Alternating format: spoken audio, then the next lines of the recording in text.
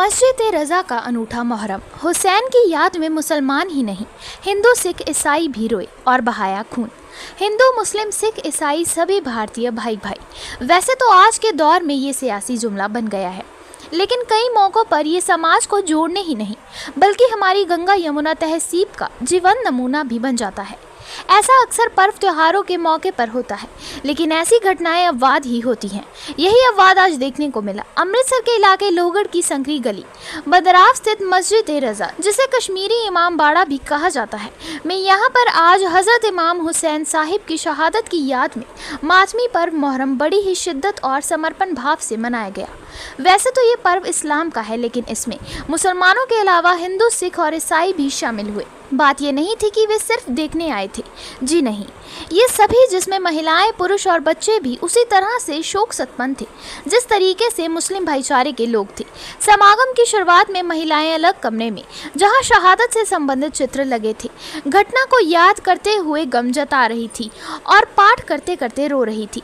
सिख परिवार की महिला गगनदीप कौर अपने 13 वर्षीय बेटे जोबनदीप सिंह के साथ मातम मनाने पहुंची हुई थी।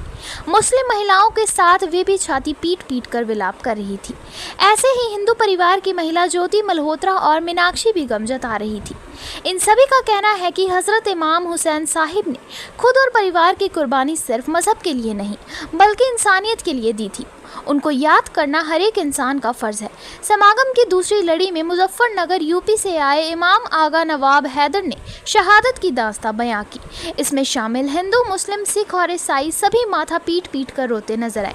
मस्जिद में मुहर्रम के वक्त 6 सालों से सेवा करते आ रहे हिंदू नेता कॉमरेड हीरो कहते हैं कि आज जहां हम वैश्विक स्तर पर आतंकवाद और जंगों से जूझ रहे हैं, ऐसे में इमाम साहिब की कुर्बानी को याद करते हुए उनके सिद्धांतों पर चलकर ही इंसानियत को सही रास्ते पर ले जाया जा सकता है।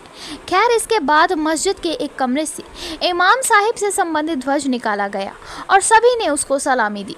फिर शुरू हुआ वे खूंरेजी माहौल, जिसमें गमज़दा लोगों ने ब्लेड और छुरियों के गुच्छों से खुद के शरीर पर वार करना शुरू किया।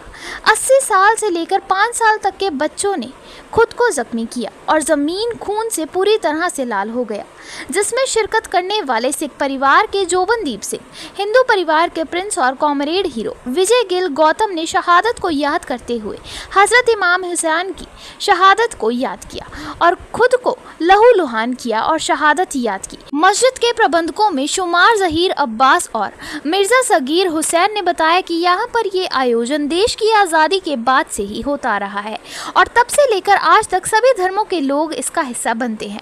उक्त का कहना है कि इस दौरान सारी सेवा गैर मुस्लिम निभाते हैं। पर्व से 10 दिन आगे पीछे किसी के घर में कोई शुभ काम नहीं होता और इस दौरान मातम पुरसी रहती है।